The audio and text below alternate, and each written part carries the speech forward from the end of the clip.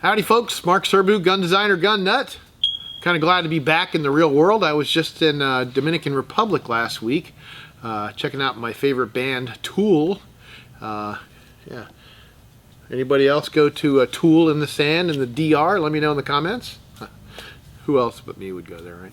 But anyway, really cool. But man, Dominican Republic is beautiful, but you can't drink the water. I mean, it's 2025. They've got high-speed internet. They've got all kinds of other modern stuff, but you can't drink the water? Come on. Priorities, people. Now, the theme of today's video is guns are merely tools. I mean, how often have you heard that? And it's true. I mean, and of course, depends on the job. And usually, you know, we know what kind of jobs they are. Self-protection, hunting, crime prevention, or, you know. But one thing a lot of people don't realize, you know, of course there's that Simpsons episode where Homer Simpson was using a gun to do everything, even changing channels on the TV. It was absurd. Watch me turn on the TV. There's something I actually use it for here in the shop every now and then, and it's, people don't expect it. My employees didn't expect it today. They're like, huh, what, are you kidding? Because we had a lug that we had to take off of an RN50. It was like we had, you know, every now and then you get defective stuff and it's off to the side and it's, you know, we fix it later. And today was one of those days where we're fixing stuff that's got problems. And here was one where the lug was bad. It just didn't engage the latch properly. So we had to cut the lug off and weld a new lug on. But the welder cut through all the welds and it looked like they were completely gone, but there's just a little strip of steel, and steel is extremely strong, as you know. And so you're beating on that thing, trying to get it off there, and it's just, yeah, I hear what you're saying. Do not take my words and chop it. So anyway, we're beating that thing, can't get it off there. I'm like, I got an idea. So let's take it over to the bullet trap. And the guys are like, huh, what? So we hung it from actually an old BFG 50A gas tube through the handguard, and it's just hanging there, as you'll see in a minute here. And of course I've got one of my favorite tools for this sort of work. And it's a little scary though, because it's kind of hard to tell what is full auto versus what is semi-auto on here. And it's full auto when this points at the 30, and it's semi-auto when it points at the 1, but it's not always super obvious. It's like those old guns where sometimes like you cover up the safe for it to be safe, and you cover up fire for it to fire.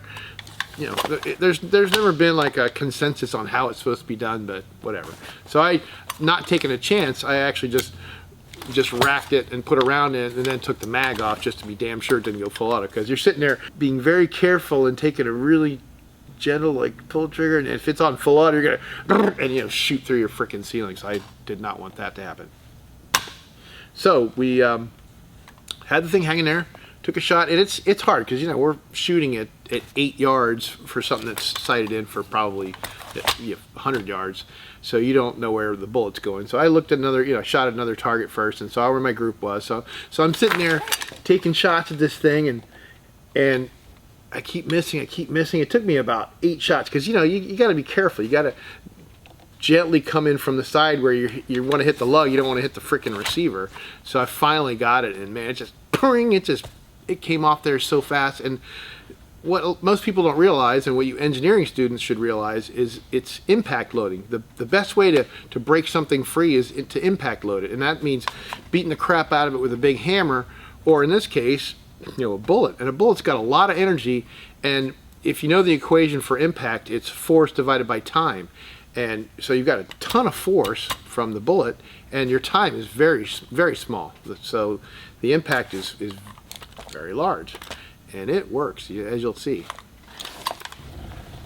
So here's a recreation of what I was doing, because I'm not really shooting right now, but I was just sitting here, and we had a spotlight on the target to make damn sure it was very visible and very clear. But yeah, so I just took a few shots. Take a look at that.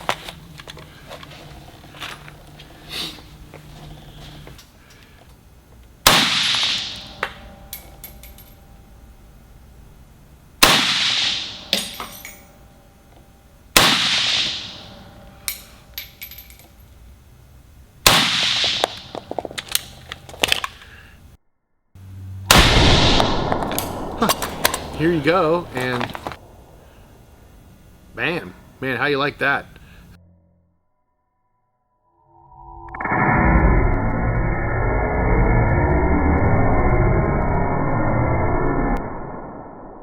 nice fireworks show from the sparks coming off it. And you know, 760 by 39, they're almost always steel core, so that's why you see the sparks steel on steel.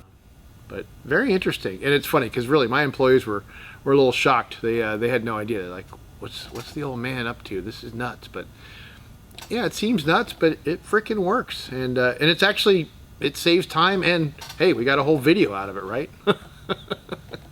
So there's a method to my madness. And what a great country we live in where we can do this kind of stuff, you know? You just can't go like, you can't do this in Sweden, right, Henrik? Just a quick question for any of you medical people out there, or actually any of you. I got a really weird issue, a health issue, and of course, you know, that's always scary when you're old. I've had, my face itches. Like, hey, does your face hurt? Yeah, it's killing me. Old man joke.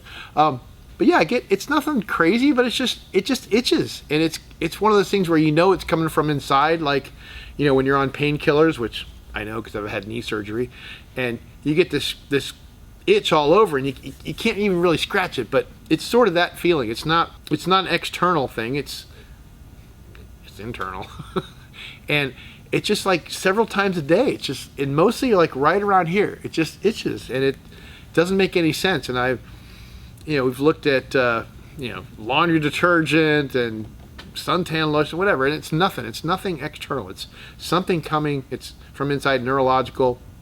And I just my son's he's a PA medical guy, so he looked up stuff, and my daughter's looked up stuff because she's a anti-vaxxer, medical industry hater. But we can't figure it out. So if anybody out there knows, I've heard of somebody having just this strange itching on your face for no apparent reason, because this has been going on for a few weeks.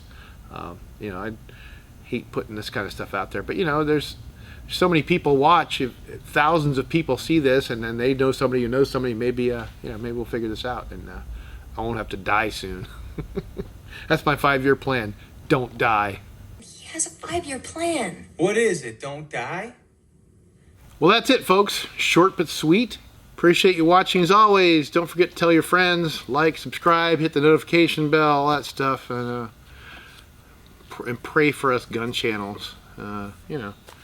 YouTube hates us. My other channel, man, everything I put up there, it gets demonetized right away, and I gotta appeal every one. They almost always let them go, but geez, every single one, like right off the bat, it's weird. I must be on double secret probation. Double secret probation. And by the way, if you're watching this on Mark Serbu's other gun channel, yes, this has already been posted to my main channel, and this is, I'm using it as a mirror site now. I've got it up videos on 2 places just because YouTube unsubscribes people from my channel. So I figure if I've got 2 channels showing the same thing, you're gonna see them. So don't feel you gotta watch it twice, but I don't mind if you watch it twice. Just have it on in the background while you're cooking bacon or something. All right, thanks, folks. Catch you next time.